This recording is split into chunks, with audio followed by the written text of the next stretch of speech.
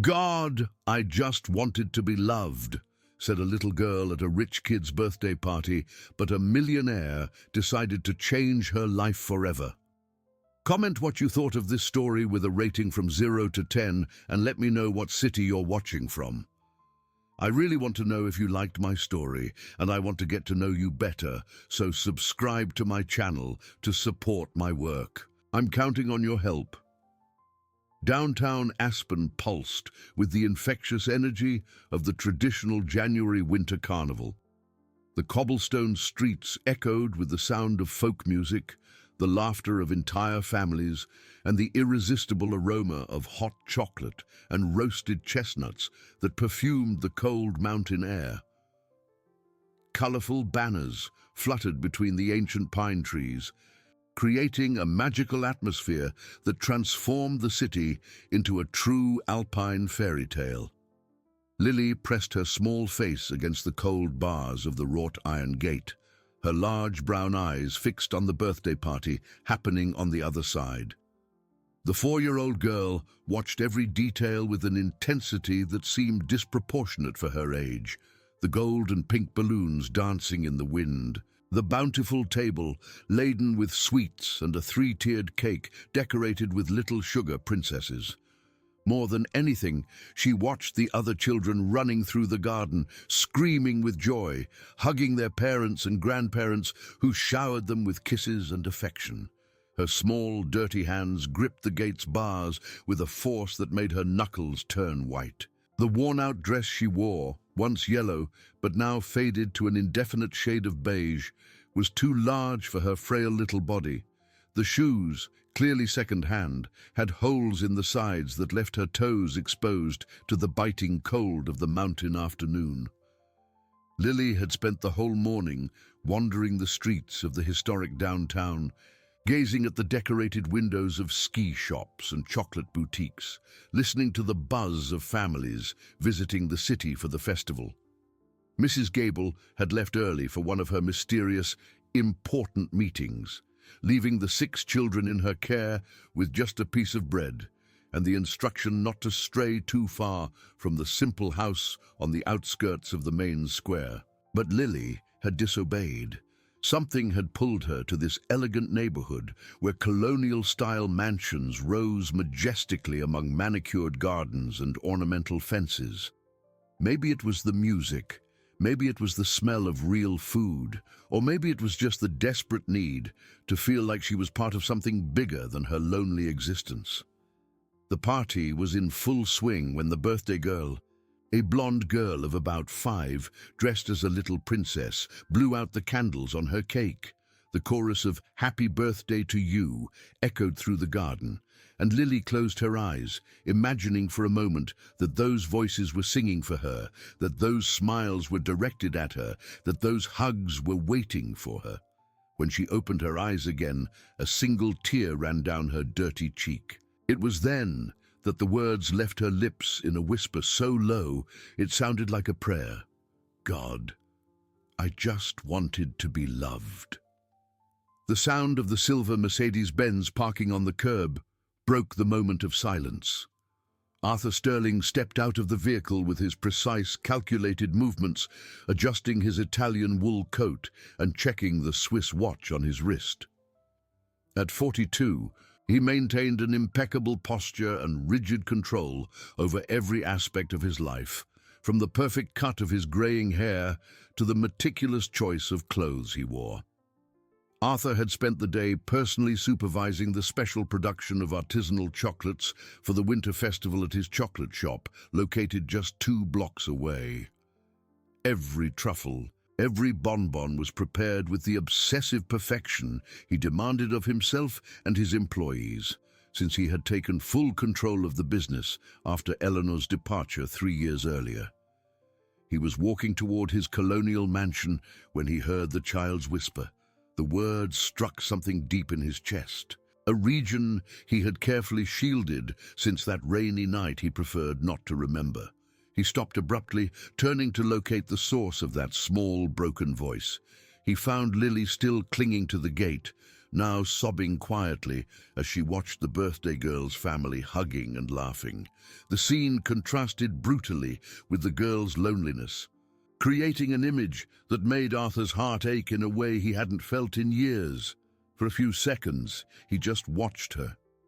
He noticed the inadequate clothes for the cold, the excessive thinness of her small arms, the way she tried to make herself invisible while desperately wanting to be seen. There was something in her posture that reminded him of himself after losing Eleanor, a person trying to find their place in a world that seemed to have forgotten their existence. Arthur approached slowly, his steps cautious so as not to startle the girl. When he was just a few feet away, he crouched down to her level and said in the kindest voice he could muster, "Hi, little one. Would you like to go to the party?" Lily turned quickly, her eyes wide with surprise and fear. A well-dressed adult had never spoken to her so kindly, and the experience was so new she didn't know how to react. She nodded shyly, indicating yes, but also seeming not to believe it could be real. "What's your name?" Arthur asked, feeling a strange urgency to know this child who had touched something dormant in his soul. "Lily," she whispered, her voice barely audible. "That's a beautiful name," he said, extending his hand. "Come on, let's talk to the party hosts. I'm sure they'd love to meet you." When Lily hesitated, Arthur saw the conflict in her eyes, the desperate desire to accept warring with a deeply ingrained fear. It was in that moment that he made a decision that would change both their lives forever. "You know what?" he said, pulling his phone from his pocket. "How about I call them first? That way you can get to know me better before we go in together." While pretending to dial a number, Arthur watched the girl relax slightly. He didn't know it yet, but he was taking the first step on a journey that would test his ability to love again and reveal secrets that would change everything he thought he knew about his own life. The conversation with the party hosts revealed the first obstacle Arthur hadn't anticipated. Mr. Edward Harrington, owner of the elegant colonial house where the celebration was taking place, was polite but direct in explaining that he couldn't allow an unknown child to enter without the presence of her legal guardians. "Understand, Mr. Sterling," Edward said, lowering his voice so Lily couldn't hear. "We live in complicated times. I can't take on that responsibility without knowing the girl's situation." Arthur felt a growing frustration, but maintained his composure. He looked at Lily, who was waiting outside the gate, nervously shifting from one foot to the other, clearly sensing that something wasn't going as expected. "She said her name is Lily," Arthur explained. "She seems to be alone and, well, clearly in need of care." Edward observed the girl for a few moments, his face revealing a mixture of compassion and concern. "Look, if you really want to help her, maybe you should find out where she lives, who takes care of her. There's a woman named Mrs. Gable who lives near the town square. She often looks after several children from the area." The name echoed in Arthur's mind. Mrs. Gable. Something about that name sounded familiar, but he couldn't quite place it. He thanked Edward and returned to where Lily was waiting, feeling the weight of disappointment in the girl's eyes. "We can't go to the party today," he said softly, crouching down to her level again. "But how about we go get some hot chocolate? I know a special place." Lily's face lit up shyly. It was the first time in a long time that someone had offered her something out of pure kindness, without asking for anything in return. The walk to Arthur's chocolate shop took only 10 minutes, but it was enough time for him to observe the girl better. She walked beside him, maintaining a respectful distance, her large eyes absorbing every detail of Aspen's alpine architecture. The shops decorated for the winter festival, and the families strolling along the cobblestone streets. "Do you know the city well?" Arthur asked, trying to start a conversation. "A little," Lily replied, her voice still shy. "Mrs. Gable sometimes sends me to buy bread at the corner bakery. Does Mrs. Gable take care of you?" Lily nodded, but Arthur noticed a hesitation in her response, as if the words "take care" didn't adequately describe the reality of the situation. Aspen Alpine Chocolates occupied a restored colonial building on the main street, with display windows showcasing true works of art in chocolate. Arthur had inherited the business from his grandparents and over the years had transformed it into one of the city's main tourist attractions. Each piece was handcrafted, following family recipes that he had perfected with techniques learned on his trips to Switzerland and France. When they entered the shop, the employees greeted Arthur with respect and evident curiosity at the girl's presence. Eleanor used to accompany him on visits to the chocolate shop, but since her departure, he rarely brought personal guests to his workplace. "Mr. Sterling," said Marina, the 35-year-old manager who had worked with him for over a decade, "can I get something special for you?" "2 hot chocolates," Arthur replied, guiding Lily to a small table near the window. "And bring some of the strawberry bonbons for our young friend." While they waited, Arthur watched as Lily examined everything around her with an almost religious reverence. She gently touched the tablecloth, admired the engraved designs on the porcelain cups, and contemplated the chocolate-filled display cases as if she were in a museum. "It's very beautiful here," she murmured, almost to herself. "Thank you," Arthur said, feeling a strange satisfaction at seeing the girl's genuine joy. "My grandparents started this business over 50 years ago. I grew up playing among these tables." "Do you have children?" Lily asked suddenly, with the innocent curiosity typical of a child. The question hit Arthur like a physical blow. He and Eleanor had tried to have children for years, going through treatments, hopes and disappointments that eventually became a silent source of tension between them. When they finally accepted it wouldn't be possible, Eleanor started talking about adoption, but Arthur always found excuses to postpone the decision. "No," he replied simply, his voice laden with a sadness that Lily was sensitive enough to notice. "I don't have a real family either," she said softly, as if offering comfort. "But sometimes I imagine what it would be like."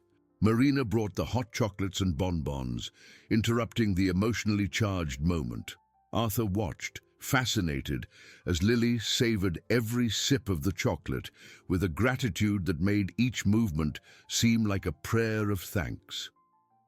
"Is it good?" he asked. "It's the best chocolate I've ever had in my life," she replied, delicately licking her lips. "Mrs. Gable sometimes gets chocolate powder, but I've never had a real one like this." The simplicity of her answer touched something deep in Arthur's heart. Here was a child who found genuine joy in small acts of kindness, who valued every crumb of attention as if it were a treasure. When Lily finished eating, Arthur made a decision he knew was impulsive, but felt was necessary. "Lily, where exactly do you live with Mrs. Gable?" "In the blue house near the square," she answered. "It's small, but there are a lot of kids there." "How many kids?" "There are 6 of us now. There used to be 4, but Michael and Claudia arrived last month." Arthur did some mental calculations. One woman looking after 6 children alone didn't seem like an adequate situation, especially considering Lily's apparent condition. "Would you like me to talk to Mrs. Gable? Maybe I can help in some way." Lily's eyes widened, a mixture of hope and fear crossing her small face. "You would do that, even without really knowing me?" "Sometimes the best things in life happen when we decide to help someone, even without knowing all the details," Arthur replied, surprising himself with his own philosophy. The walk to Mrs. Gable's house revealed a brutal contrast to the neighborhood where the birthday party had taken place. The houses were simple, some in need of repair, and the general atmosphere conveyed a sense of limited resources and deferred dreams. The blue house Lily pointed to was smaller than Arthur had imagined. The paint was peeling in several spots. The small front yard was cluttered with broken toys, and clothes hung on makeshift clotheslines. Even from outside, you could hear the sound of several children talking and playing. "Mrs. Gable should be back from her meeting," Lily said, noticing the light on in the living room. "She always comes back before dinner." Arthur knocked on the door, feeling an inexplicable anxiety. He didn't know exactly what he would say or how he would explain his sudden interest in the situation of a child he had met only a few hours ago. The woman who opened the door was about 68 years old, with grey hair tied in a simple bun and clothes that had seen better days. Her eyes, though tired, were intelligent and immediately suspicious upon seeing Arthur at her door. "Good afternoon," Arthur said politely. "Are you Mrs. Gable? My name is Arthur Sterling. I'd like to talk to you about Lily." Mrs. Gable's expression changed instantly, her eyes narrowing as she pulled Lily close to her in an almost possessive way. "What do you want with the girl?" Mrs. Gable's suspicion was palpable, radiating from her like heat waves on a summer afternoon. She kept a protective hand on Lily's shoulder while studying Arthur with eyes that had seen many empty promises and disappointments over the years. "I just want to help," Arthur said, trying to maintain a non-threatening tone. "I found Lily today watching a birthday party and noticed she might need some basic things." "We don't need charity," Mrs. Gable replied coldly. But Arthur noticed how her eyes quickly assessed his expensive clothes and the Swiss watch on his wrist. "I take very good care of my children." "I'm sure you do," Arthur said diplomatically. "But maybe I could help with winter clothes, nutritious food." "And what do you want in return?" Mrs. Gable interrupted, her voice laden with suspicion. "Men like you never do anything for free." The accusation hit Arthur like a slap. He realized his appearance, the expensive coat, the impeccable haircut, the posture of someone used to getting what he wanted, created an impression that didn't match his genuine intentions. "I don't want anything in return," he said sincerely. "I just saw a child who seemed to need help." Mrs. Gable watched him for a few seconds that felt like an eternity. Arthur could feel Lily shifting restlessly between them, clearly uncomfortable with the tension in the air. "Mrs. Gable," Lily said shyly, "he took me to his chocolate shop. He was very kind." "His chocolate shop?" Mrs. Gable asked, and something in her expression shifted slightly. "You own Aspen Alpine Chocolates?" "Yes," Arthur confirmed, surprised by the sudden change in tone. Mrs. Gable was silent for a moment, seemingly making an internal decision. "Come in," she said finally, opening the door. "But be quick. The other children are doing their homework." The inside of the house confirmed Arthur's suspicions about the precarious conditions.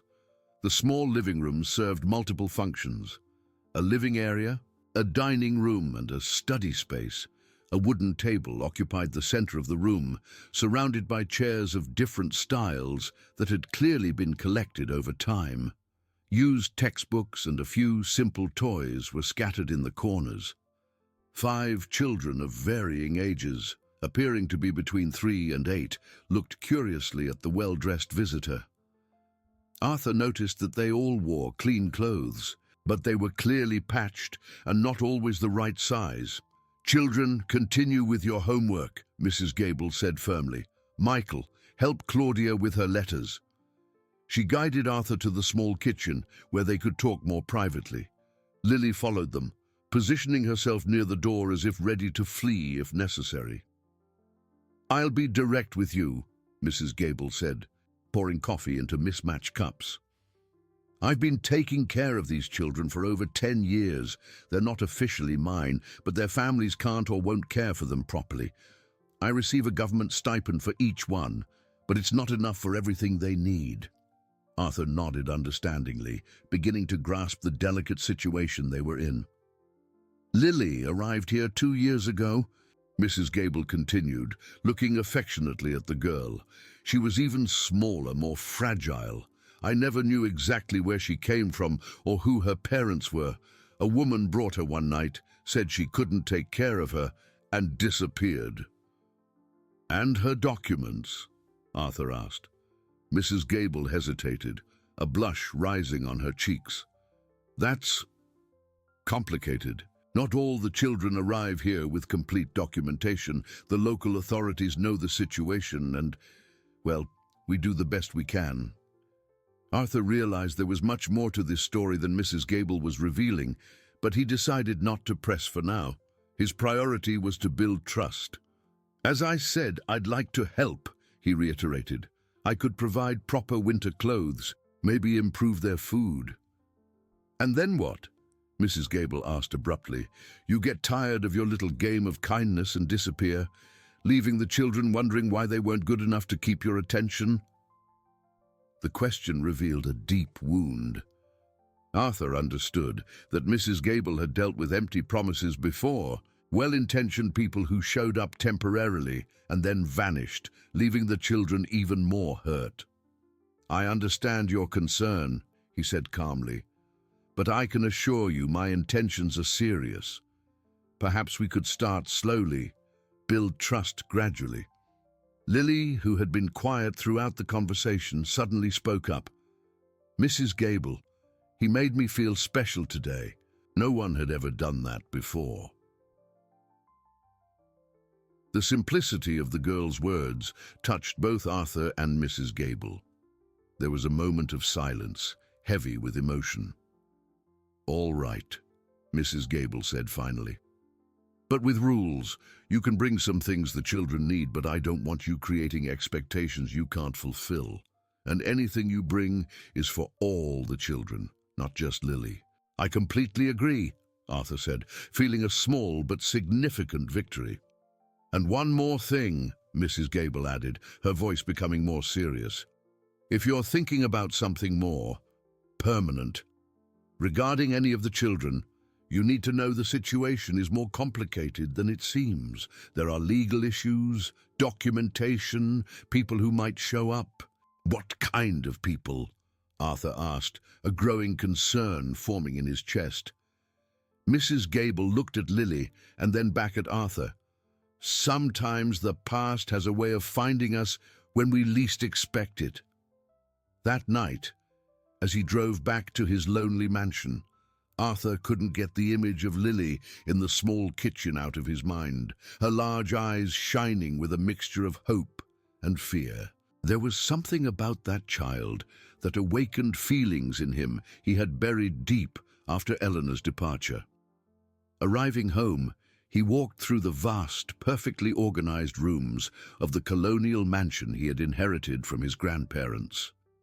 Every object was in its designated place, every surface immaculate, every detail controlled, exactly as he had organized his life for the past 3 years. He stopped in front of Eleanor's office, a room he had kept exactly as she had left it.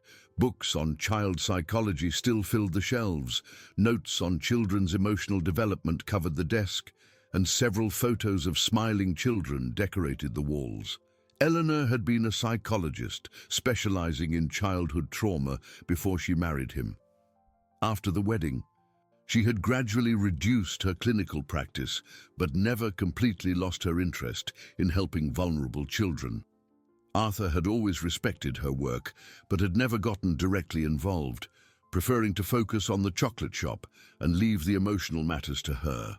Sitting in Eleanor's chair, he opened drawers he hadn't touched in 3 years. Among old papers and professional notebooks, he found something that made him stop breathing, a sealed envelope with his name written in Eleanor's delicate handwriting.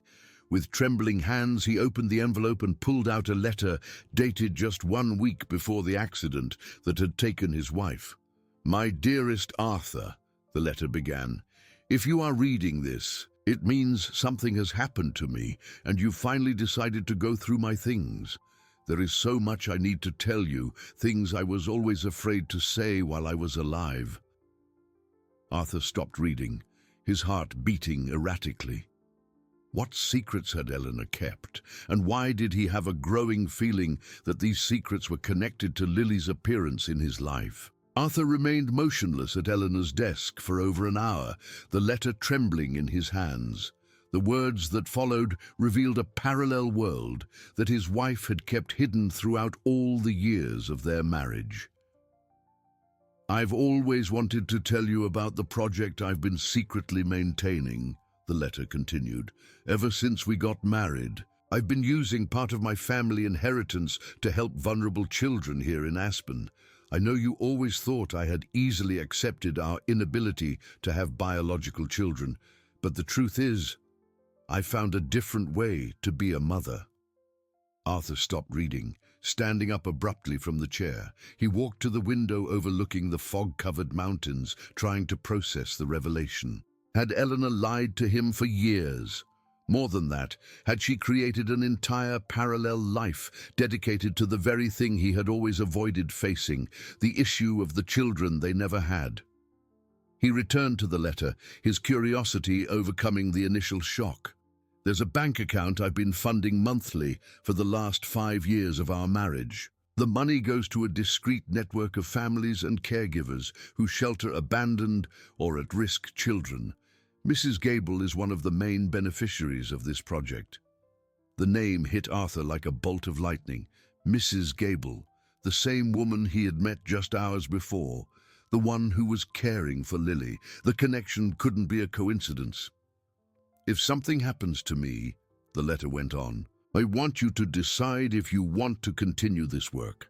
I always dreamed that one day you would discover how much good you can do in the life of a child who needs love. Among all the children I've helped over these years, there is one in particular who stole my heart.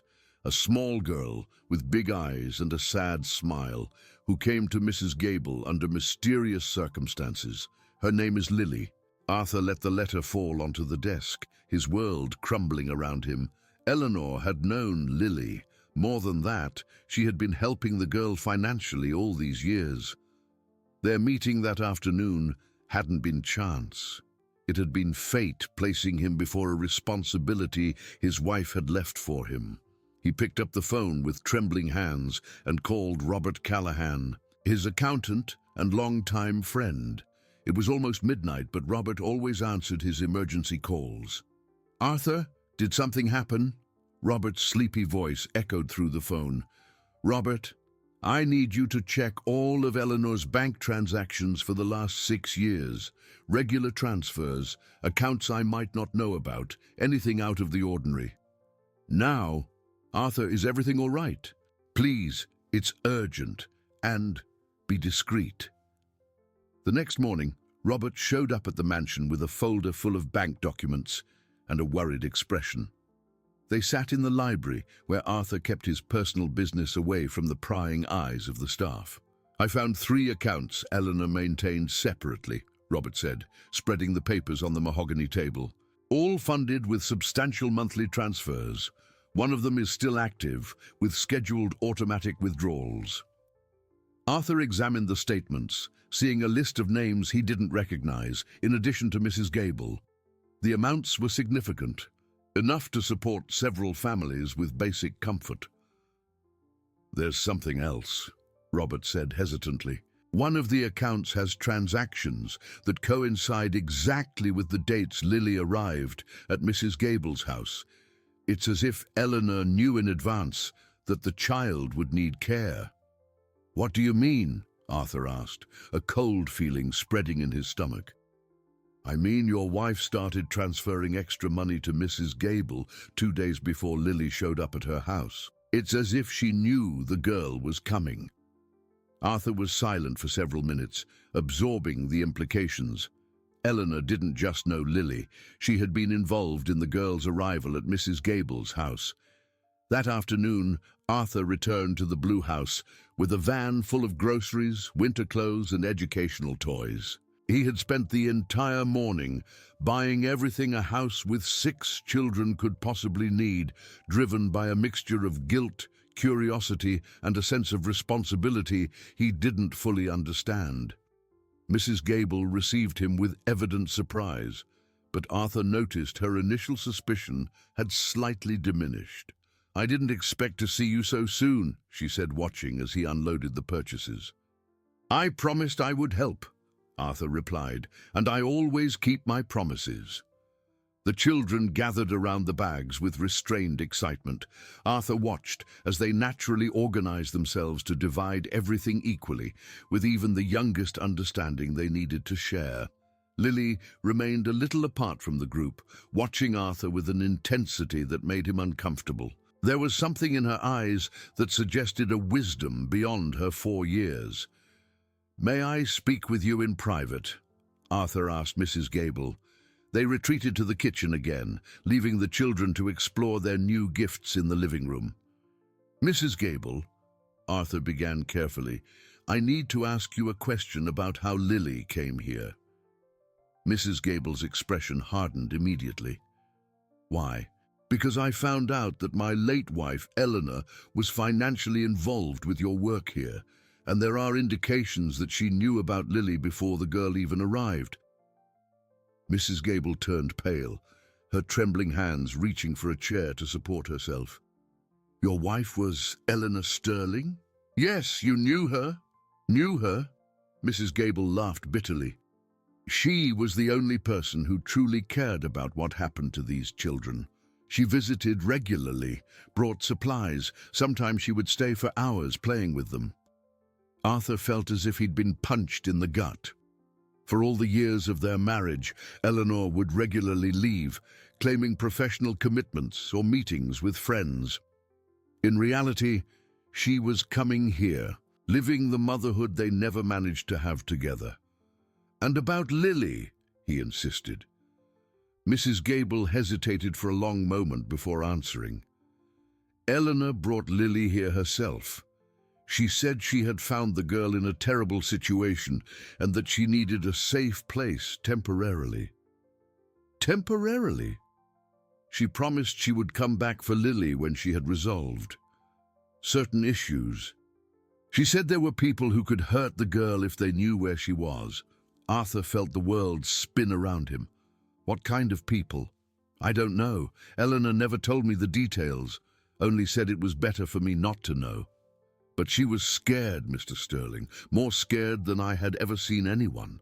That night, Arthur returned home with more questions than answers. He searched every corner of Eleanor's office, looking for more clues about Lily's mystery.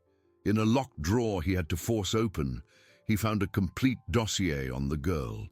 Inside were photos of Lily as a baby, medical documents indicating she had been found abandoned in a hospital in a neighboring town, and a series of notes in Eleanor's handwriting about investigations she had conducted to try to discover the child's origin.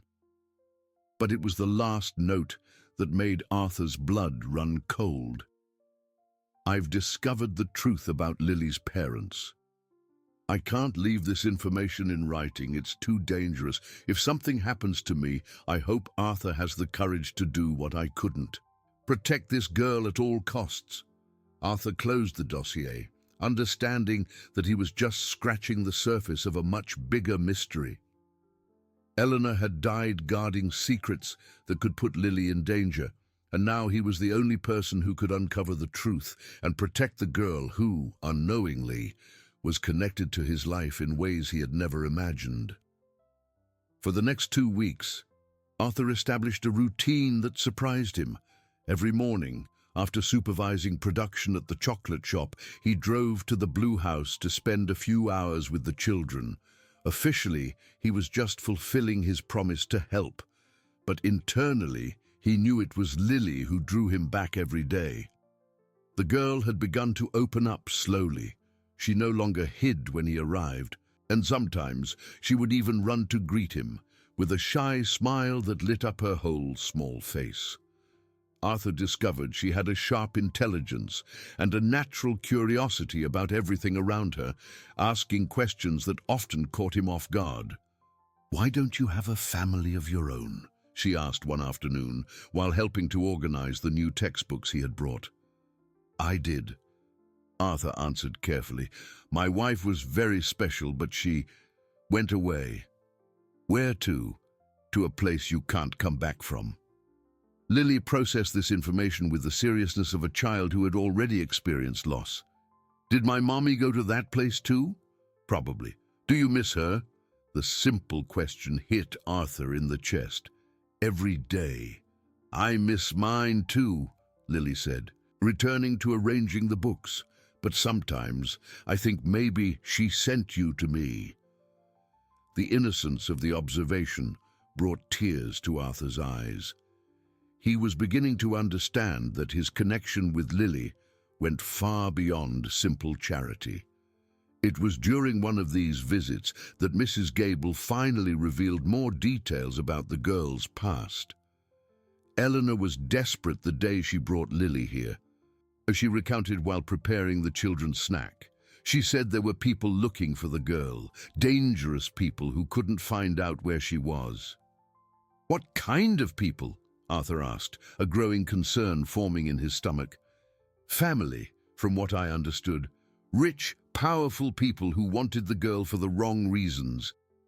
Arthur thought of the dossier he had found, of the investigations Eleanor had secretly conducted. Do you know who Lily's parents were? Mrs. Gable glanced nervously at the door, making sure they were alone. Eleanor found out some things, but she said it was better for me not to know the details. She mentioned something about an important local family, financial scandals. At that moment, Arthur's phone rang. It was Robert, with an evident urgency in his voice. Arthur, I need to talk to you immediately. I discovered something about the bank investigations you asked for. Arthur quickly said goodbye to Mrs. Gable and drove to Robert's office in the city centre. The accountant was waiting for him with piles of documents spread across the table, a worried look on his face. What did you find? Arthur asked, closing the door behind him. Remember I told you Eleanor had made transfers even before Lily arrived at Mrs. Gable's house? Robert began. Well, I dug deeper and found out your wife had been investigating the Thornton family for almost a year before she died. The surname echoed in Arthur's mind like an alarm bell. The Thorntons were a traditional family in the region, owners of several local businesses and known for their political influence. What kind of investigation? She hired a private investigator to track suspicious financial movements involving Julian Thornton, the family's youngest son. It seems he had mysteriously disappeared a few years ago, leaving behind significant debts. Robert showed him a series of documents. Julian Thornton worked briefly at your chocolate shop, Arthur, 5 years ago, in the finance department. Arthur felt the blood drain from his face. That's impossible. I would remember an employee with that surname. He only used his first name on the employment records, Julian Ferreira, but his identity documents clearly show Julian Thornton Ferreira. Arthur searched his memories. Julian Ferreira had been a competent employee who handled the company's accounts payable. Young, intelligent, but always seeming nervous. He had resigned abruptly, claiming a better opportunity in another city. There's more, Robert continued. Eleanor discovered that Julian had been involved with a young woman named Christine, who worked as a maid in one of the Thornton family's mansions. The woman got pregnant and disappeared a few months later. Are you suggesting that Lily might be Julian Thornton's daughter? Robert completed. And that Eleanor discovered this connection. Arthur stood up abruptly, walking to the window that overlooked the mountains. The pieces of the puzzle were fitting together in a terrifying way. If that's true, he said slowly, it means Lily is the heiress to one of the wealthiest families in the region. And it also explains why Eleanor was so worried about the girl's safety, Robert added. The Thornton family is not known for their kindness when it comes to family scandals. Arthur returned to his mansion that night with the weight of the world on his shoulders. If his suspicions were correct, Lily wasn't just an abandoned child. She was an heiress who posed a threat to a powerful family that would do anything to keep their secrets buried. He decided he needed more information before taking any action. The next morning, he discreetly hired the same private investigator Eleanor had used, a man named Marcus Reed, known for his discretion and efficiency. "I want you to pick up where Eleanor left off," Arthur said during their meeting at a quiet cafe on the outskirts of town. "I need to know exactly who Lily's parents are and why someone would want to hide this information." Marcus, a man in his early 50s with a common appearance that made him virtually invisible, examined the documents Arthur had brought. "Eleanor was on the right track," he said after a few minutes of analysis, "but she had abruptly stopped the investigations. I always wondered why." "Probably out of fear," Arthur replied. "Rightly so," Marcus said grimly. "The Thornton family has the resources and connections to make anyone's life very complicated."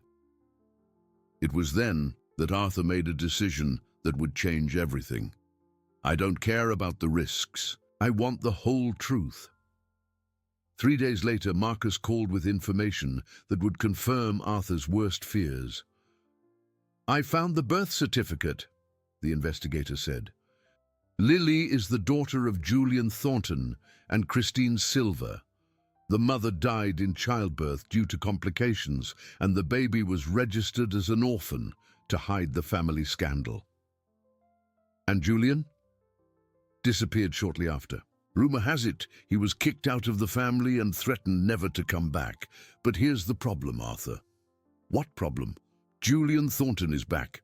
He's been living in Boulder for a few months, working as a laborer, and according to my sources, he's asking questions about a daughter he never knew he had." Arthur felt the world collapse around him. Lily wasn't just in danger from the Thornton family. Her own biological father was looking for her. And if Julian found her, all the plans Arthur had begun to form about giving the girl a stable and loving life could completely fall apart. That night, as he looked out at the distant city lights from the windows of his mansion, Arthur understood that he had reached a point of no return. Knowing the truth about Lily had made it impossible to continue pretending he was just a casual benefactor. He had fallen in love with that child as if she were his own daughter, and the thought of losing her to people who might not have her best interests at heart was unbearable. But how could he protect a 4-year-old girl from a powerful family and a biological father who had legal rights over her? And most importantly, how could he do it without destroying the fragile trust he had built with Lily? Arthur's decision to start the legal process to become responsible for Lily was made on a cold August morning when he found the girl crying silently in the backyard of the Blue House. She had spent the entire night with a fever, but Mrs. Gable didn't have the resources to take her to a doctor. "Why didn't you call me?" Arthur asked, crouching down to examine the girl's flushed face. "I didn't want to bother you," Mrs. Gable replied, but Arthur sensed there was something more to her hesitation, a growing resistance to his constant presence in the children's lives. Arthur took Lily immediately to Aspen's private hospital, where she was diagnosed with a respiratory infection that could have become serious if not treated properly. While waiting for the test results, he made the decision he had been avoiding. He would seek legal help to formalize his responsibility for the girl. Dr. Francis Alistair was one of the most respected lawyers in the city, specializing in family law and known for his discretion in delicate cases. Arthur knew him superficially from local social circles, but had never needed his professional services. "Mr. Sterling," Dr. Alistair said, receiving him in his elegant office in the historic downtown, "it was a surprise to receive your call. How can I help you?"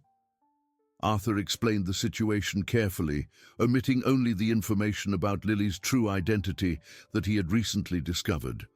He spoke about Eleanor's connection with the children under Mrs. Gable's care, about his own growing bond with Lily, and his desire to offer the girl a stable home. Dr. Alistair listened attentively, making occasional notes. "The situation is complex," he said finally. Adoption or legal guardianship requires the child's complete documentation as well as extensive investigations into her current family situation. What kind of investigations? We would need to check if there are living relatives who could claim custody, if the current situation with Mrs. Gable is officially recognized by the state, if there are pending legal issues. Arthur felt a cold pit in his stomach. Each of these points could lead to the discovery of Lily's true identity and, consequently, to the attention of the Thornton family. How long would this process take? Under normal circumstances, between 6 months and a year. But if there are complications... Dr. Alistair left the sentence hanging, but Arthur understood perfectly what was left unsaid. Arthur returned to the Blue House that afternoon to find a scene that left him deeply disturbed. Mrs. Gable was arguing on the phone with someone, her voice raised and defensive. When she saw him arrive, she quickly ended the conversation and assumed a tense posture. "How is Lily?" she asked, but Arthur noticed her concern seemed forced. "Getting better. The antibiotics should take effect in a few days," he replied, carefully studying her expression. "Who were you talking to?" "Personal matters," Mrs. Gable said evasively. "Nothing concerning the children." But Arthur had learned to read signs of nervousness after years of managing employees at the chocolate shop. Mrs. Gable was lying, and badly. "Mrs. Gable, I need to talk to you about something important," he said, guiding her to the kitchen where they could have privacy. "I'm considering starting the legal process to become responsible for Lily." Mrs. Gable's reaction was immediate and violent. "No, you can't do that." "Why not?" "Because..." She hesitated, clearly struggling with something she wanted to say but couldn't. "Because there are things about Lily you don't know, things that could complicate your life immensely." "What kind of things?" Mrs. Gable looked at the door, again making sure they were alone. "Eleanor made me promise I would never tell anyone about Lily's real family. She said it was a matter of life and death." Arthur felt his heart race. "But Eleanor is gone, Mrs. Gable, and Lily needs stability, someone who can properly care for her. And you think you can, even knowing there are powerful people who would do anything to hide her existence?" Before Arthur could answer, the kitchen door swung open abruptly. An elegant woman of about 40 entered unceremoniously, her cold eyes fixed on Arthur with an intensity that made him instinctively step back. "So, this is the man who's causing all the problems," she said, her voice filled with an authority that brooked no argument. "Melissa!" Mrs. Gable exclaimed, clearly terrified. "I wasn't expecting you so soon." "Change of plans," the woman replied coldly, without taking her eyes off Arthur, "especially after I heard someone is asking inconvenient questions about certain children." Arthur stood up slowly, his self-preservation instincts on high alert. "Who are you?" "Melissa Thornton," she replied, and the surname hit Arthur like a physical blow. "Sister-in-law of the late Eleanor Sterling and legal representative of the family's interests in delicate matters." Arthur's world began to spin. Eleanor had been married to him, but apparently she also had family connections to the Thorntons that he knew nothing about. "My late sister-in-law had some very misguided ideas about charity," Melissa continued, walking through the small kitchen as if she owned the place. "Ideas that could have caused significant problems if they had continued." "What kind of problems?" Arthur asked, though he already suspected the answer. "The kind that involves children being put in situations where they could make inconvenient claims on family inheritances," Melissa replied with a smile that didn't reach her eyes. Mrs. Gable was visibly trembling. "Melissa, please, there's no need to." "Be quiet, Mrs. Gable. You've done enough damage by allowing this man to get involved." Arthur felt a rising anger. "You have no right to speak to Mrs. Gable like that, let alone show up here making threats." "Threats?" Melissa laughed coldly. "Mr. Sterling, you don't understand the situation you've gotten yourself into. There are forces at play here far greater than your fantasies of fatherhood." "What are you talking about?" "I'm talking about the fact that any attempt by you to obtain legal guardianship of Lily will be contested with all the resources available to my family. I'm talking about the fact that your own mental stability will be publicly questioned. I'm talking about the fact that your chocolate shop could face tax investigations that will uncover irregularities you didn't even know existed."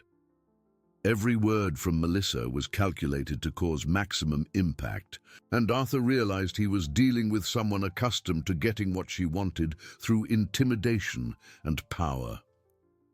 "And what exactly do you want?" he asked, forcing his voice to remain calm. "I want you to step away from this situation immediately. Stop visiting, stop giving gifts, stop pretending you can save a child who is better off where she is." "And if I refuse?" Melissa moved closer to him, her presence radiating a subtle but unmistakable threat.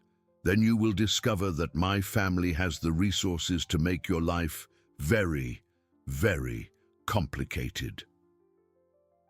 It was at that moment that Lily appeared at the kitchen door, still pale from the fever, but clearly worried by the raised voices she had been hearing.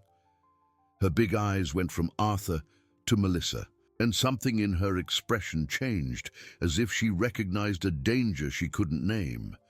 "Uncle Arthur," she said in her small voice, "is everything okay?" Melissa looked at Lily with an expression that mixed contempt and something that might have been fear. "So this is the famous Lily," she muttered. Arthur immediately moved to stand between Melissa and the girl, his protective instincts overpowering any consideration of the consequences. "Lily, go back and play with the other children," he said gently but firmly. The girl hesitated, clearly sensing the tension in the air, but she obeyed. As soon as she left, Melissa turned to Arthur with a smile that chilled his blood. "Lovely girl," she said. "It would be a shame if something happened to separate her from the only people who truly care about her." Melissa's veiled threat echoed in Arthur's mind all night. He had returned to his mansion in a state of shock, trying to process not only the revelation that Eleanor had family connections to the Thorntons, but also the brutal reality that he was facing adversaries with the resources and determination to destroy anyone who opposed their plans. The next morning, Arthur woke up determined not to be intimidated. He called Dr. Alistair and scheduled an urgent meeting, deciding he needed professional legal guidance to navigate the increasingly complex situation. "The situation has changed drastically," Arthur explained in the lawyer's office, recounting the meeting with Melissa. "I now know there is a powerful family actively trying to prevent any attempt to formalize my relationship with Lily." Dr. Alistair made careful notes, his expression growing progressively more concerned. "The Thorntons are not opponents to be underestimated," he said finally. "They have significant influence in the region and the resources to prolong legal battles indefinitely. But that doesn't change the fact that Lily needs stability," Arthur insisted.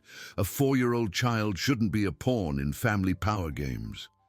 "I completely agree, but we need to be strategic. If we're going to face the Thorntons, we need solid evidence that the child's well-being is being threatened by the current situation." It was then that Dr. Alistair suggested something Arthur hadn't considered. "We need to officially document the conditions in which Lily currently lives. If we can demonstrate that Mrs. Gable's house does not provide adequate care, we will have a legal basis for an emergency custody petition." The suggestion made Arthur uncomfortable. Mrs. Gable was doing the best she could with limited resources, and he didn't want to harm her. But at the same time, he understood it might be the only way to protect Lily from the Thornton family's manipulations. "There's another issue," Dr. Alistair continued. "We need to find out exactly what your late wife's connection is to the Thorntons. That information will be crucial to understanding the real motives behind their opposition." Arthur hired Marcus Reed again, this time with specific instructions to investigate Eleanor's family history. The investigator promised results in 48 hours. Meanwhile, Arthur tried to maintain his normal routine of visits to the Blue House, but he immediately noticed that something had changed. Mrs. Gable was visibly nervous, avoiding eye contact and giving evasive answers to his questions. The children themselves seemed quieter, as if they could feel the tension in the air. Lily, still recovering from the respiratory infection, was especially clingy, as if she instinctively felt that something threatened the stability she had found in his presence. "Uncle Arthur," she said as he helped her with a puzzle, "that lady who came yesterday, is she coming back?" "Why do you ask, little one?" "Because she looked at me in a scary way, like she didn't like me." Arthur's heart ached. "You don't have to worry about that, okay? I'll make sure you're always safe. Promise? I promise." But even as he made the promise, Arthur wondered if he would be able to keep it against such powerful adversaries. The next day, Marcus called with information that completely changed Arthur's perspective on the situation. "I found Eleanor's original marriage certificate," the investigator said. "She was Eleanor Thornton before she married you, younger sister of Julian Thornton, Lily's biological father." Arthur almost dropped the phone. "How is that possible? She never mentioned." "There's more. Eleanor was disinherited by the family when she married you, apparently against her parents' wishes. The family considered you unsuitable for their standards." The revelation hit Arthur like a punch to the gut.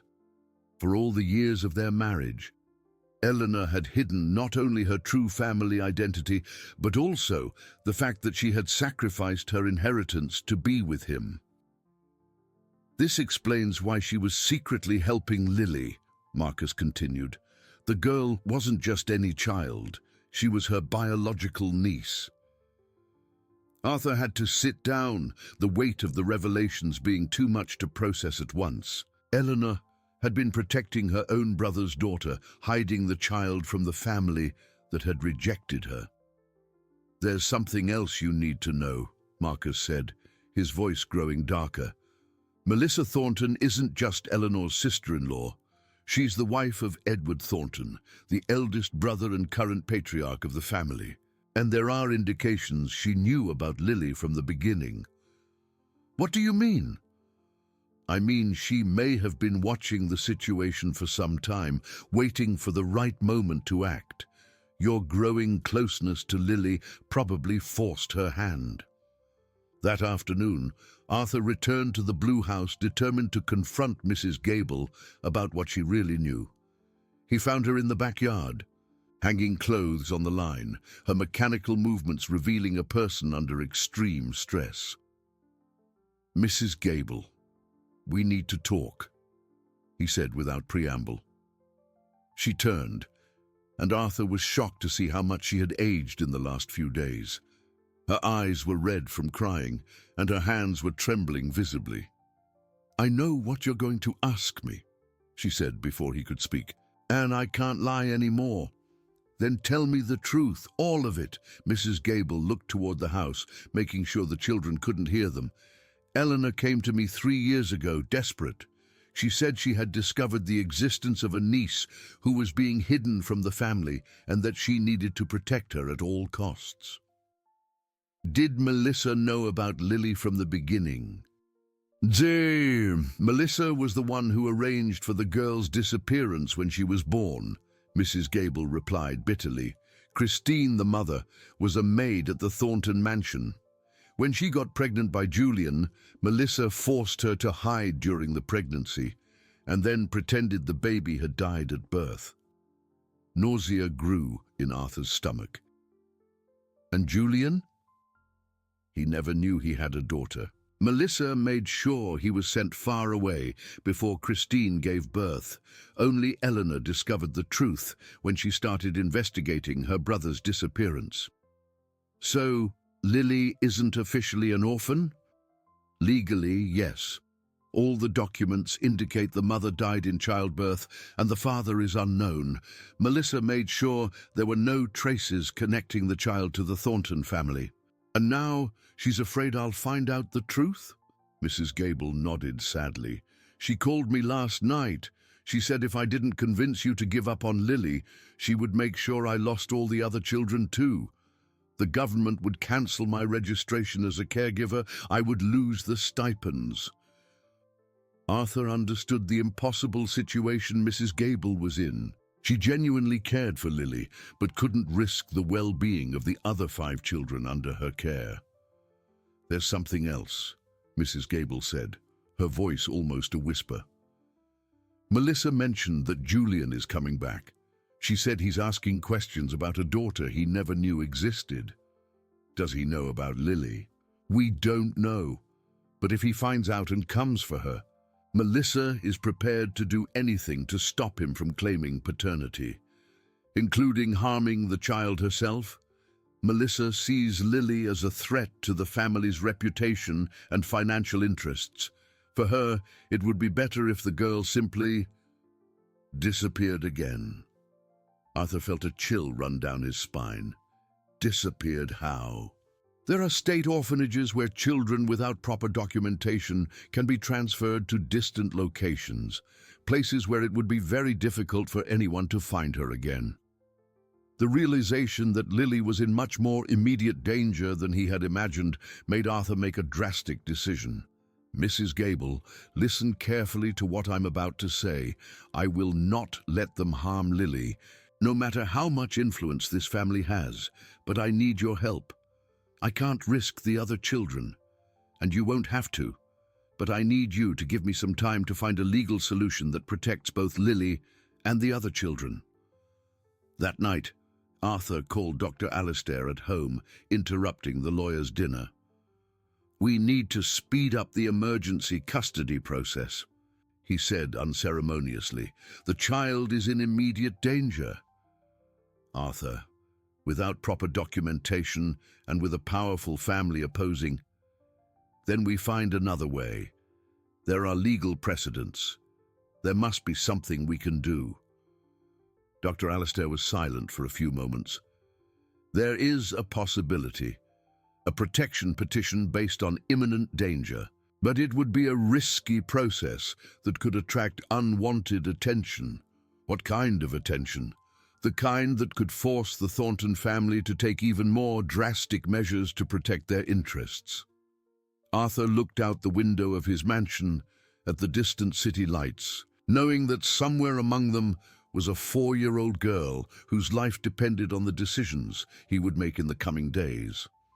The emergency protection petition was filed on a rainy September morning, with Dr. Alistair warning Arthur that they would have at most 72 hours before the Thornton family was officially notified of the proceedings. It was a narrow window of time to gather evidence and prepare arguments that could convince a judge that Lily was in real danger. We need medical documentation. Witnesses, anything that demonstrates the current situation doesn't serve the child's best interests, Dr. Alistair explained as they organized the paperwork. And most importantly, we need to be prepared for the counterattack. Arthur had spent the previous night sleepless, knowing he was taking a step that could have devastating consequences for everyone involved. But the image of Lily asking if the scary lady would come back had made it impossible to back down. That afternoon, a social worker named Nadia Flores was assigned to evaluate Lily's living conditions. Arthur knew her by reputation. She was known for her professional rigor and resistance to external influences, qualities that could work for or against him, depending on her conclusions. Ms. Flores's visit to the Blue House was revealing in ways Arthur hadn't anticipated. Although Mrs. Gable was doing her best with limited resources, the reality was that 6 children sharing a small space, with basic food and inconsistent medical care, did not meet the official standards for adequate childcare. The children are clearly loved and cared for within the available means, Ms. Flores told Arthur after the inspection. But there are significant structural issues: overcrowding, inadequate resources, lack of regular medical supervision. And what about Lily's specific situation? She shows signs of separation anxiety and insecure attachment, consistent with early abandonment trauma. She needs specialized psychological care that is not available in her current situation. It was exactly the kind of assessment Dr. Alistair had said they would need. But Arthur felt no victory, only sadness at the confirmation that the girl he had grown to love was suffering more than he had realized. It was during that same afternoon that Julian Thornton appeared. Arthur was at his chocolate shop, trying to maintain some normalcy amidst the emotional chaos of the past few days, when Marina, the manager, approached with a worried expression. "Mr. Sterling, there's a man here who insists on speaking with you. He said it's about an urgent family matter." Arthur found Julian in the chocolate shop's reception area, and he recognized him immediately, even after 5 years. The young man who had briefly worked in his finance department had changed drastically. He was thinner, with disheveled hair and clothes that indicated heavy manual labor. But his eyes retained the same intelligence, Arthur remembered. "Mr. Sterling," Julian said, standing up nervously as Arthur approached. "Thank you for seeing me. I know I have no right to be here after what I did." "Julian," Arthur replied carefully, "I didn't expect to see you again." "I imagine not, but I needed to talk to you about something I recently discovered." Arthur led him to his private office, closing the door behind them. He knew this conversation could change everything, and he needed to be prepared for any revelation. "I heard you've been involved with a child named Lily," Julian said directly, his nervous hands moving constantly. "A 4-year-old girl living with Mrs. Gable." "How did you know that?" "Because I've spent the last 6 months looking for her." Julian paused, taking a deep breath. "Mr. Sterling, I believe Lily is my daughter." Although Arthur already knew this information from Marcus's investigations, hearing the direct confirmation from Julian still hit him like a physical blow. This was the moment he had feared, the biological father claiming rights to the child he had come to see as his own daughter. "What makes you think that?" Julian pulled a worn photograph from his pocket. It was Christine, a beautiful young woman with large eyes that looked remarkably like Lily's. "Christine came to me 5 years ago, said she was pregnant. But before I could take responsibility, she disappeared.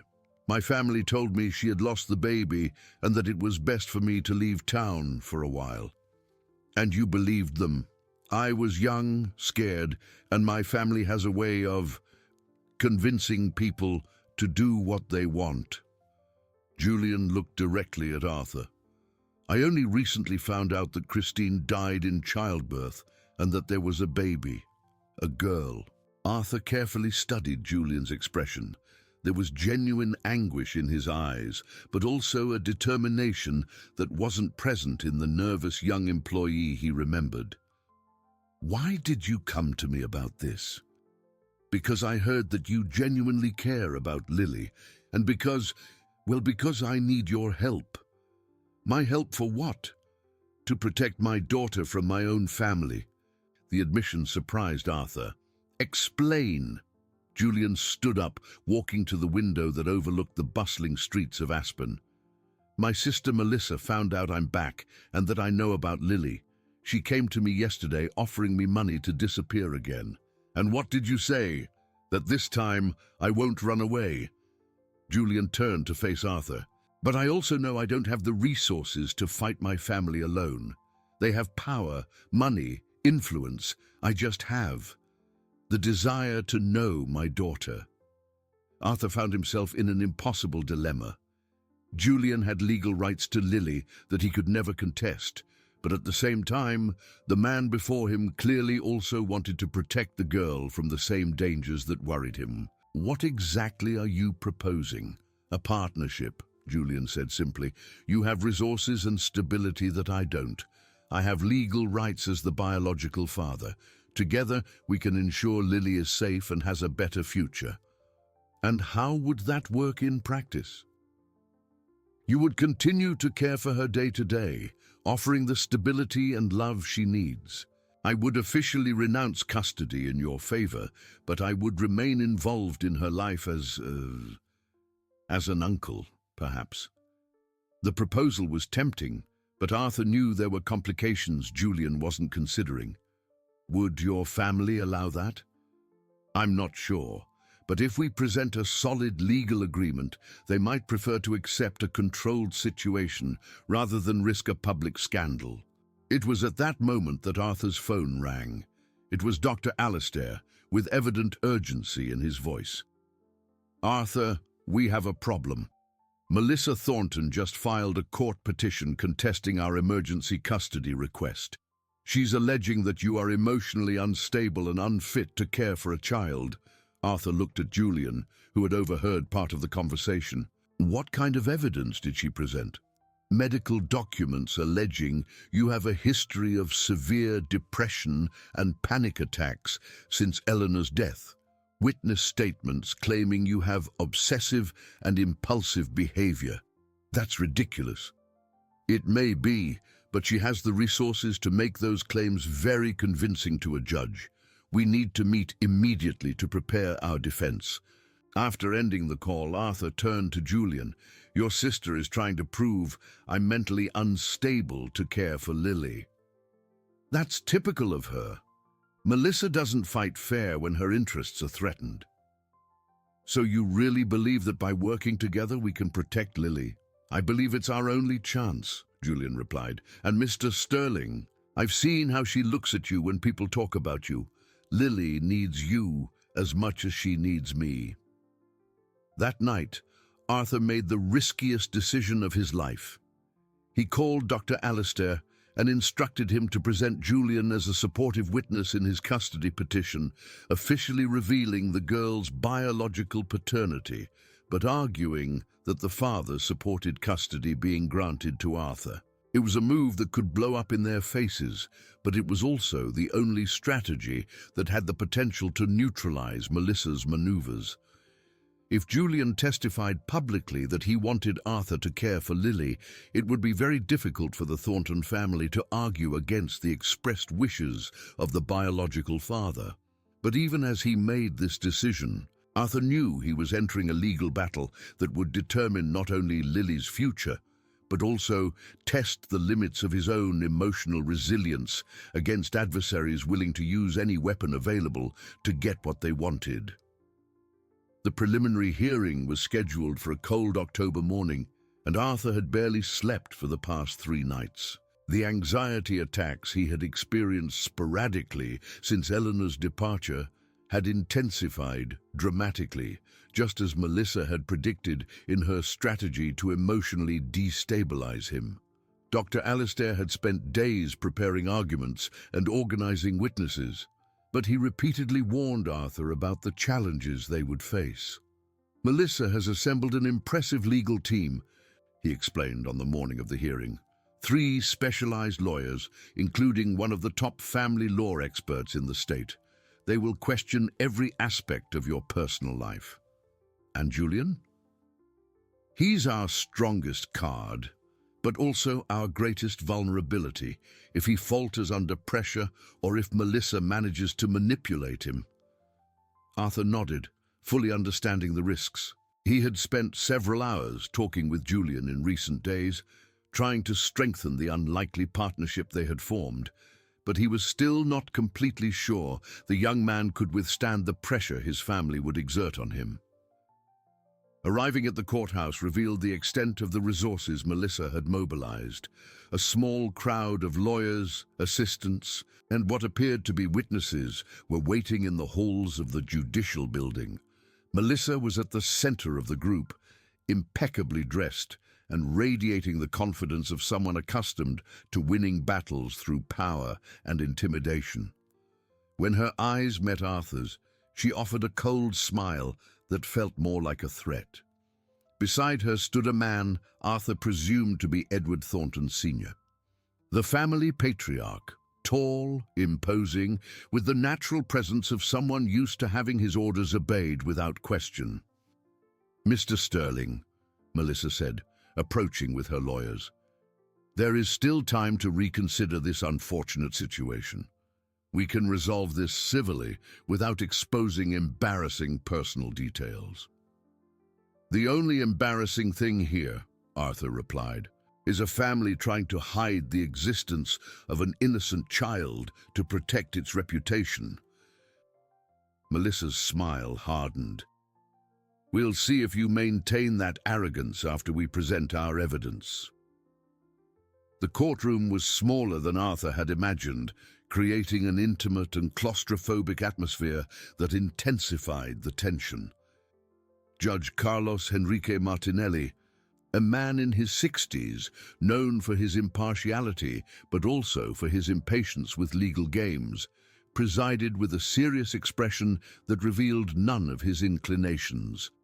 Dr. Alistair presented Arthur's case first, arguing that the child was in a precarious situation that did not serve her best interests, and that Arthur offered financial and emotional stability and a loving environment that Lily clearly needed. "Your Honor," Dr. Alistair said, "my client is not trying to remove a child from a suitable home. He is trying to offer a vulnerable girl the chance to have the stable and secure childhood that every human being deserves." Melissa's defense was led by Dr. Ricardo Silveira, a lawyer whose reputation for aggressiveness was legendary in the region's legal circles. "Your Honor," Dr. Silveira began, "this is not a case about a child's well-being.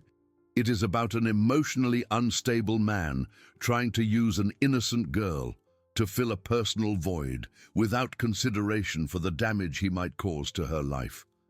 Dr. Silveira then presented a series of evidence that left Arthur stunned. Medical reports alleging he had sought psychiatric treatment after his wife's departure, testimonies from chocolate shop employees about erratic behavior, and even analyses of his interactions with Lily that were interpreted as obsessive and inappropriate. "Mr. Sterling," Dr. Silveira continued, "has fixated on this specific child in a way that suggests significant emotional instability. There is no rational explanation for his sudden obsession with a girl he barely knows." It was then that Julian was called to testify.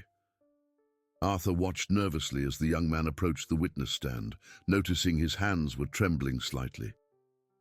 "Mr. Thornton," Dr. Alistair said, "can you confirm for the court your relationship with the minor, Lily?" I am her biological father," Julian replied, his voice initially weak but gaining firmness. "I recently discovered I have a daughter I never knew." "And what is your opinion on Mr. Sterling's custody request?" Julian looked directly at Melissa before answering, and Arthur saw something harden in his expression. "I fully support it. Mr. Sterling offers Lily everything I wish I could give her, but cannot at the moment." "Why can't you assume custody of your own daughter?" "Because I don't have the financial resources or emotional stability to properly care for a 4-year-old child, and because—" Julian hesitated, and Dr. Silveira immediately stood up. "Objection, Your Honor. The witness is speculating." "Speculation allowed," the judge said. "Continue, Mr. Thornton." "Because my family would do anything to prevent me from having contact with Lily, including harming her well-being." It was then that Dr. Silveira took over the cross-examination, and Arthur immediately saw the strategy. Instead of attacking Julian directly, the lawyer began to question his motives. "Mr. Thornton, is it true that you owe a significant amount of money to Mr. Sterling?" "Yes, but—" And is it true that you were fired from his company for financial irregularities? It was a misunderstanding that... Just answer yes or no. Is it true that you have a history of financial problems and professional instability? Julian looked desperately at Dr. Alistair before answering. Yes. So, wouldn't it be convenient for you to support a wealthy person who could help you financially in exchange for access to your daughter? It's not like that. Yes or no, Mr. Thornton? Arthur saw the panic grow in Julian's eyes and understood that Melissa had perfectly calculated how to destroy both their credibilities simultaneously. No, Julian said finally, but his voice sounded uncertain even to himself. It was at that moment that something unexpected happened. The courtroom doors opened and Ms. Nadia Flores entered, followed by a small figure that made Arthur's heart stop. Lily. Your Honor, Ms. Flores said, I request permission to present additional evidence relevant to this case. The judge raised his eyebrows. What kind of evidence? Evidence regarding the true wishes and well-being of the minor in question. Melissa stood up immediately. Objection! A 4-year-old child cannot testify in legal proceedings. It will not be formal testimony, Ms. Flores replied. But as the social worker responsible for the evaluation, I have the right to present relevant observations about the child's emotional state. The judge considered for a few moments. Allowed, but keep it brief. Lily was dressed in one of the new dresses Arthur had bought for her hair carefully combed, but her large eyes revealed confusion and fear at the strange situation she was in. Lily, Miss Flores said gently, can you tell the judge how you feel when you're with Uncle Arthur? Happy, Lily replied in her small but clear voice. He makes me feel safe. And how did you feel before you met him? Sad, very sad. Arthur felt tears welling up in his eyes, but it was Melissa's reaction that surprised him. For the first time, he saw genuine emotion, something that could be remorse, cross her face as she watched the child she had spent years trying to hide. Lily, Ms. Flores continued, if you could choose where to live, where would you choose? With Uncle Arthur, she answered without hesitation, in the big house where I can have my own room and where nobody yells. It was this simple, honest answer that changed the entire atmosphere of the room. The judge studied the girl carefully for a few moments before addressing the lawyers. I will deliberate on this case and issue my decision in 48 hours, he said. Until then, the minor will remain under state supervision. This hearing is adjourned.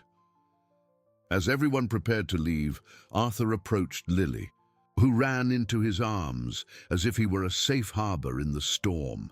Uncle Arthur, she whispered, can I stay with you now? We'll find out very soon, little one, he replied, holding her tightly. Very soon. The next 48 hours were the longest of Arthur's life. Lily had been temporarily placed in a state foster home while they awaited the judge's decision, a measure that, although legally necessary, broke the hearts of everyone involved.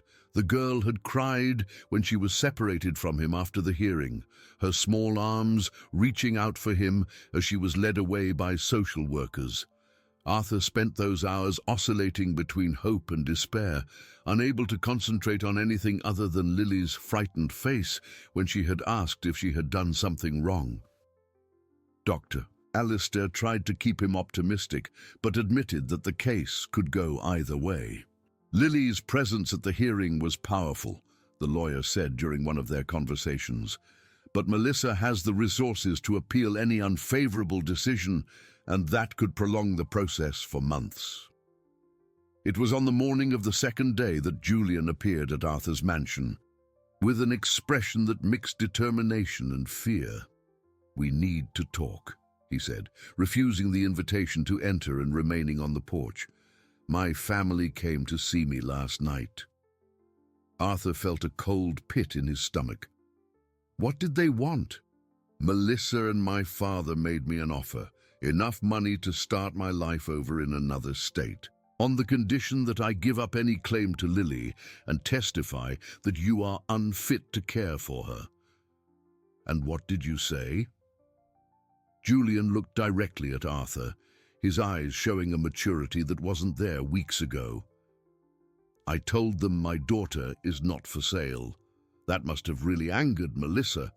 She wasn't just angry, she was desperate. Julian paused, choosing his words carefully. Arthur, there's something you need to know about why my family is so determined to hide Lily's existence. What do you mean? It's not just about reputation or family scandal. It's about money, a lot of money. Julian explained that he had discovered, through documents he found at a cousin's house, that Lily was the heiress to a substantial trust fund left by their great-grandparents. The fund, managed by the Thornton family, was scheduled to be distributed to the direct heirs when they came of age. If Lily's existence is officially recognized, Julian continued, she will be entitled to a significant portion of that estate. We're talking about millions of dollars.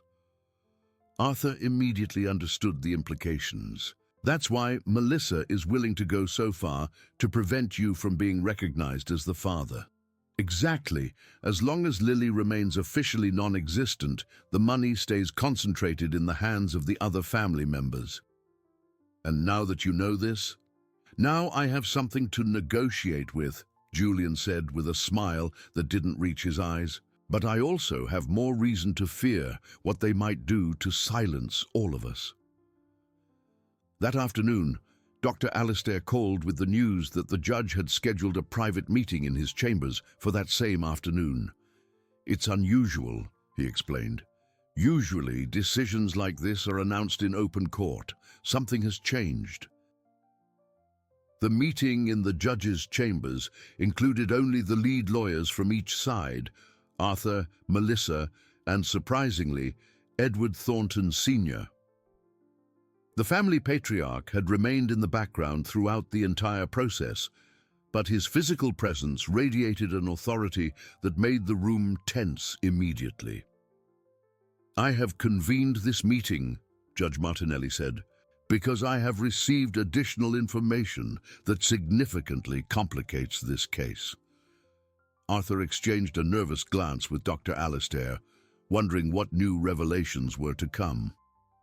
I received a petition from a private investigator presenting evidence about the true identity and inheritance of the minor in question, the judge continued. Evidence suggesting that there are substantial financial interests at stake that were not disclosed during the hearings. Melissa turned visibly pale, while Edward Sr. maintained his impassive expression. Furthermore, the judge went on, I have received information about the possible concealment of birth documents and manipulation of official records to hide the child's existence. Your Honor, Dr. Silvera interjected, these are very serious allegations that require proper investigation before... Silence, the judge said firmly. I'm not finished. The judge addressed Edward Thornton Sr. directly. Mr. Thornton, as the patriarch of the family, do you have any knowledge of any attempt to conceal the legal existence of the minor Lily? Edward Sr. was silent for a few moments that felt like an eternity. Finally he spoke, his voice carrying a weariness that surprised everyone present. Your Honor, my family has made grave mistakes trying to protect our privacy, but the time has come to face the consequences of our actions. Melissa turned to her father with evident horror. Father, you can't. I can and I will, Edward replied, looking at his daughter with a mixture of sadness and determination. I watched an innocent child being used as a pawn in our power games, and I can no longer be a part of it. What followed was a confession that shocked even Arthur. Edward Sr. admitted that the family had deliberately concealed Lily's birth, forged the mother's death certificate, and manipulated records to eliminate any legal connection between the child and the Thornton family. "We did this," Edward said, "to protect what we considered our legitimate financial interests. But watching this child at the hearing, seeing how she has clearly found safety and love with Mr. Sterling, I understood that our actions were not only illegal, but deeply immoral." Melissa was in a state of shock. "Father, you're destroying our family." "Our family destroyed itself when it decided that money was more important than a child's well-being," Edward replied calmly. The judge listened to the entire confession in silence, making occasional notes. When Edward finished, he addressed everyone present. "Based on these revelations, I rule as follows. First, a criminal investigation will be opened into concealment of documents and fraud. Second, temporary custody of the minor, Lily, is immediately granted to Mr. Arthur Sterling, with state supervision for a period of 6 months. Arthur felt his legs go weak with relief. "Third," the judge continued, "Mr. Julian Thornton will be recognized as the biological father, with supervised visitation rights, until issues of financial and emotional stability are resolved. And finally," the judge said, looking directly at Melissa, "any attempt to interfere with the well-being of the minor or intimidate the involved parties will result in immediate imprisonment for contempt of court." When the meeting ended, Arthur could barely believe what had happened. Outside of Melissa, who left the room in a deathly silence, everyone seemed relieved by the resolution. Edward Sr. approached Arthur on the way out. "Mr. Sterling, I know my actions have caused unnecessary suffering for you and for Lily. I hope you can find it in your heart to have some forgiveness for an old man who allowed family pride to cloud his moral judgment."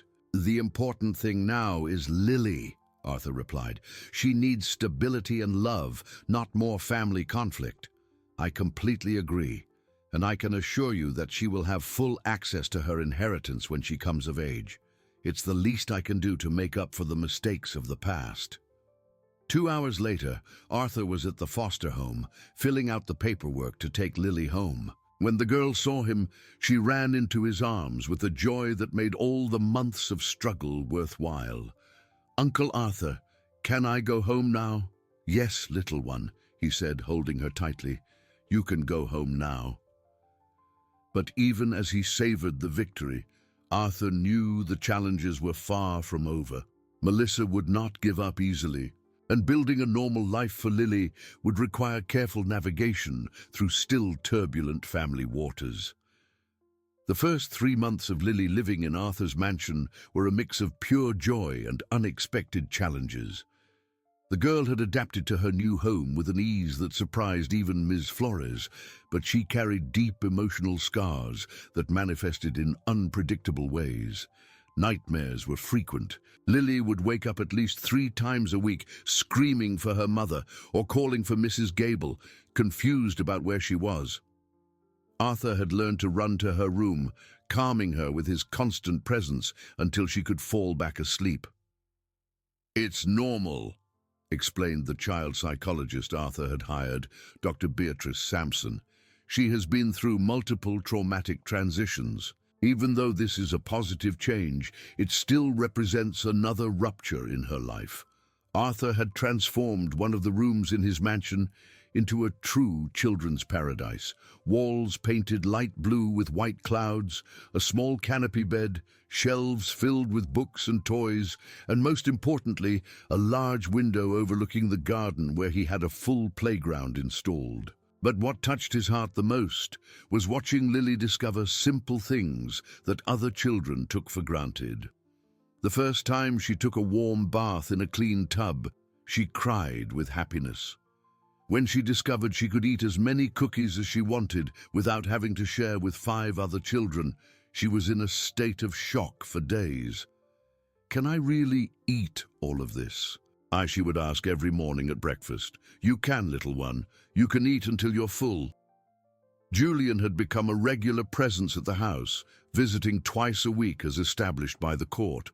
The initial visits were tense, with Lily clearly confused about who this man claiming to be her biological father was, but gradually they began to develop their own relationship.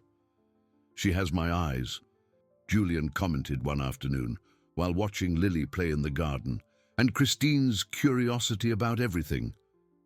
"Do you miss her, Lily's mother?" Arthur asked. "Every day. Christine was special, kind, intelligent. She dreamed of being a teacher." Julian paused, watching the daughter he barely knew. "If she were alive, our lives would be completely different." "Lily talks about her mother sometimes," Arthur said, "always with great affection, even though she lost her so young." "Does she have real memories, or are they stories Mrs. Gable told her?" "A bit of both, I think. But there's a song she sings sometimes. She said her mother used to sing it to her. It's a sad but beautiful melody." It was during one of these conversations that Melissa appeared. Arthur was in the garden with Lily and Julian when he saw the familiar figure walking through the front gate. His first instinct was to protect Lily, but he immediately noticed something was different about Melissa. She didn't radiate the controlled aggression from before. Instead, she seemed broken. "Julian," she said, stopping a few feet away, "I need to talk to you." "We have nothing to talk about," Julian replied coldly. "Please." The word came from Melissa with a vulnerability that neither of them had seen before. "Just 5 minutes." Arthur looked at Lily, who had hidden behind his legs upon seeing Melissa. "Little one, how about you go play in your room while we talk?" "I don't want to leave you alone with the mean lady," Lily said with her brutal childhood honesty. "She won't hurt me, and I'll be right here when you get back." Reluctantly, Lily went into the house, but Arthur could see her watching from the window, ready to run back if needed. "What do you want, Melissa?" Julian asked. I want to ask for forgiveness," she said, the words clearly difficult to pronounce, "from you, from Mr. Sterling, and especially from Lily." Julian laughed bitterly. "Forgiveness? After everything you've done?" "I know I don't deserve forgiveness. I know my actions were unforgivable, but I needed you to know that. It wasn't always out of malice." Melissa sat down heavily on a garden bench, looking as if she had aged years in a few short weeks. "When Christine got pregnant, I panicked. Not because of the family reputation or the money, as you think. I panicked because I've never been able to have children." The revelation took both Arthur and Julian by surprise. "Edward and I tried for 15 years, she continued, tears beginning to stream down her face. "Treatments, surgeries, frustrated hopes. When I saw my younger brother-in-law easily achieve something I had desperately wanted my whole life." "That doesn't justify what you did," Julian said, but his tone had lost some of its hostility. "It doesn't. Nothing does. But it explains why I made such terrible decisions." Melissa looked at the window where Lily continued to watch. Watching her at the hearing, seeing how she clearly loves and trusts Mr. Sterling, it made me understand what I truly destroyed. "What do you want from us now?" Arthur asked. "I want to make sure Lily has everything she deserves, not just financially, but emotionally. I want to help repair the damage I caused." "How?" Melissa took a folder from her bag. Complete documents about Lily's inheritance, information about her maternal family she might want to know one day, and most importantly— She hesitated, clearly struggling with deep emotions. "And most importantly, letters that Christine wrote to Lily during her pregnancy, letters I found among her personal belongings and hid all these years." Julian took the folder with trembling hands. "Christine wrote letters to our daughter, one for every year until she turns 18. Christine wanted to make sure that even if something happened to her, Lily would know how much she was loved. Arthur felt a lump in his throat. "And you hid this for 4 years? I hide many terrible things, Mr. Sterling, but maybe it's time to stop." It was at that moment that Lily, unable to resist her curiosity, came out of the house and cautiously approached the group. "Uncle Arthur, is everything okay?" Melissa looked at the girl she had spent years trying to hide, and for the first time really saw her, not as a threat or a problem, but as a child who deserved love and care. "Lily," Melissa said softly, crouching down to the girl's level. "My name is Melissa. I'm your aunt, my real aunt. Yes, and I came here to say that I'm sorry it took me so long to get to know you properly." Lily studied Melissa with the intense seriousness she sometimes showed. "You're not going to try to take me away from Uncle Arthur anymore? Never. Uncle Arthur loves you and you love him. That's all that matters. And do you love me too?" Lily's simple, direct question completely broke through Melissa's defenses.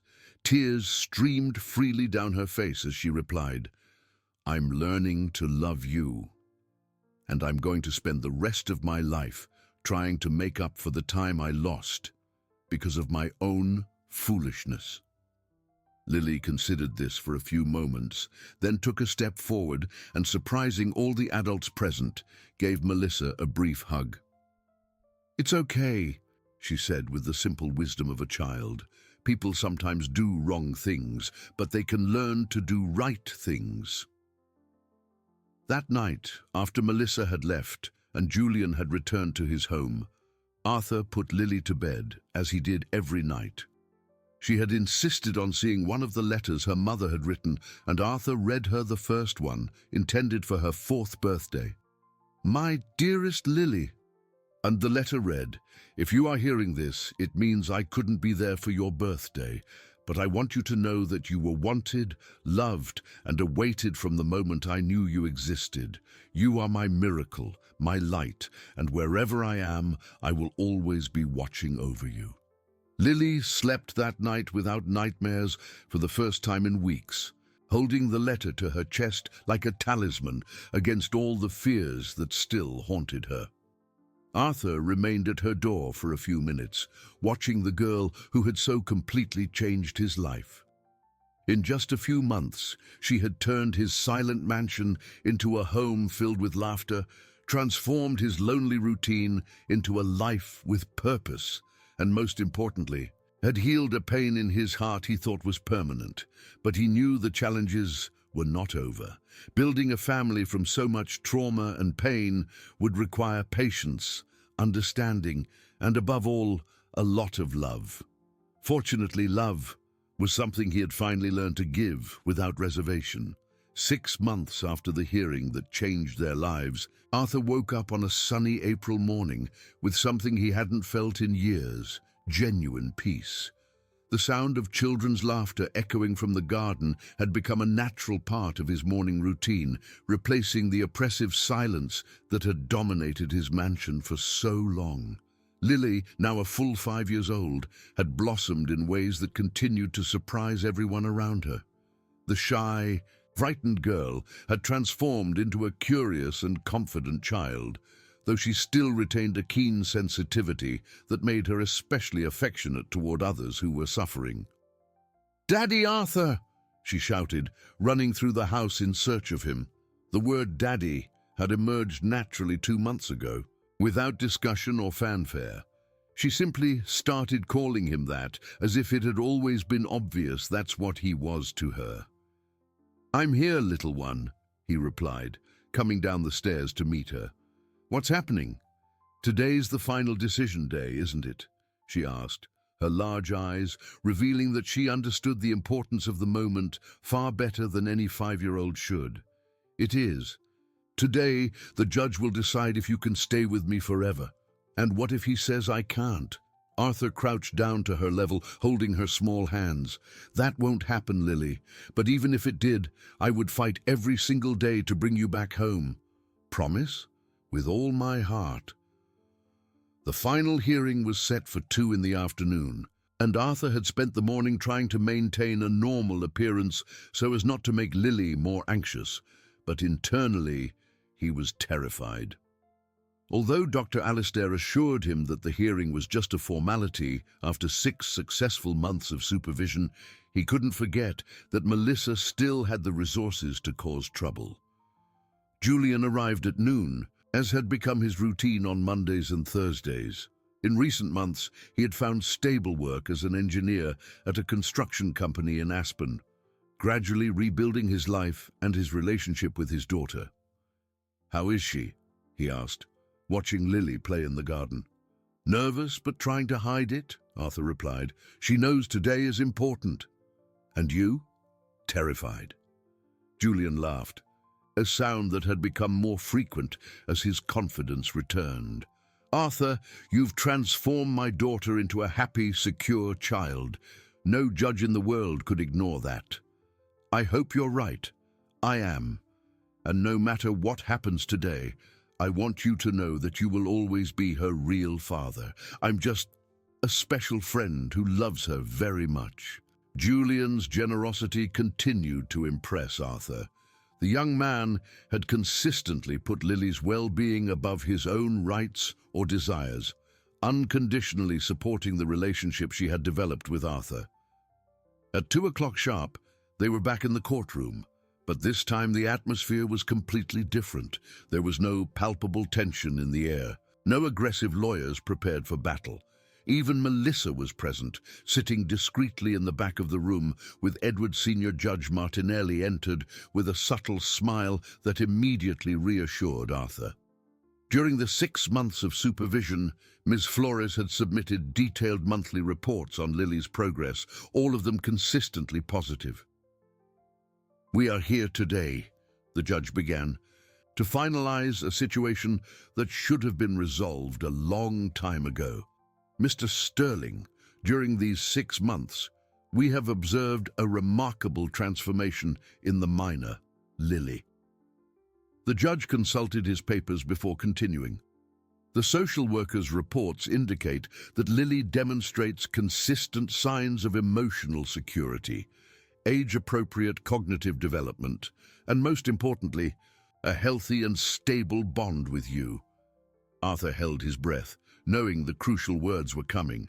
"Furthermore," the judge went on, "Mr. Julian Thornton has legally formalized his renunciation of parental rights, explicitly expressing his desire for custody to be granted to Mr. Sterling." Arthur looked at Julian, who gave him an encouraging nod. "Based on all the evidence presented, I hereby rule that permanent legal custody of the minor, Lily Thornton Sterling, be granted to Mr. Arthur Sterling, with all the rights and responsibilities inherent in legal parenthood." The room fell silent for a few seconds as the words settled. Then Arthur felt tears of relief stream down his face. It was official. Lily was his daughter. "There is one more thing," the judge said, smiling openly now. "Lily is waiting outside. Would you like to see her?" "Yes, please." When Lily entered the room, she ran straight to Arthur, seeming to somehow know the news was good. "So I can stay?" she asked, looking between Arthur and the judge. "You can stay forever," Arthur replied, hugging her tightly. "Forever for real." Forever for real. After the hearing, there was a small, impromptu celebration in the garden of Arthur's mansion. Julian had brought a cake from the best bakery in town. Ms. Flores showed up with flowers, and even Edward Sr. and Melissa came to offer their congratulations. "Mr. Sterling," Edward Sr. said, approaching as Lily played with other children who had been invited, "I want to thank you for everything you've done for our family." "Our family." Yes, Lily is a Thornton, but more importantly, she is a loved child, and that is all that really matters. Melissa approached hesitantly, carrying a carefully wrapped gift. "It's a photo album," she explained to Lily, "with pictures of your mother when she was young, some of her personal belongings, and spaces for you to add your own memories." Lily accepted the gift with the seriousness she reserved for important things. "Thank you, Aunt Melissa. I'll take very good care of it." "There's something else I want to give you," Melissa said, crouching down to the girl's level. "I want to give you my phone number so you can call me whenever you want to know something about your mother or about our family. Can I call even when it's not important?" "Especially when it's not important. The best conversations are about unimportant things." As the day went on, Arthur watched Lily interacting with everyone around her and understood something profound about the nature of family. She was no longer the abandoned, frightened child he had found watching a party through an iron gate. She was a confident girl who knew she was loved by many people, each contributing to her happiness in their own unique way. Julian was her biological father, who visited her regularly and shared stories about her mother. Melissa had become a caring aunt who spoiled her with gifts and attention. Edward Sr. was the grandfather who ensured she would have financial security for her entire life. And Arthur was simply Daddy, the person who put her to bed every night and woke her up every morning, who kissed her scrapes and celebrated her achievements. That night, after all the guests had gone, Arthur and Lily sat in the garden under the stars. It was something they had started doing regularly, quiet time together before bed, where they talked about their day and dreamed about the future. "Daddy Arthur," Lily said, nestled against him, "can I tell you a secret?" "Of course, little one. In the beginning, when you showed up, I was scared to like you too much, and then you'd go away like everyone else, but now I know you won't." "How do you know?" "Because you look at me the same way I look at you, like we're the most important thing to each other." The profound simplicity of her words touched Arthur's heart in a way that all the legal documents and court decisions never could. "You are the most important thing to me," he said, "and you always will be." "I love you too, Daddy. Thank you for not giving up on me." "I could never give up on you, Lily. You saved my life as much as I saved yours." As he carried his daughter to bed that night, Arthur reflected on the extraordinary journey that had brought them here. It had begun with a lonely child, whispering a simple prayer through a gate, and it had ended with two lost souls finding in each other exactly what they needed to become whole. If you like this video, please subscribe to my channel. I promise to bring you videos every day that will make your life happier. Comment what you thought of my story with a rating from 0 to 10, and thank you so much.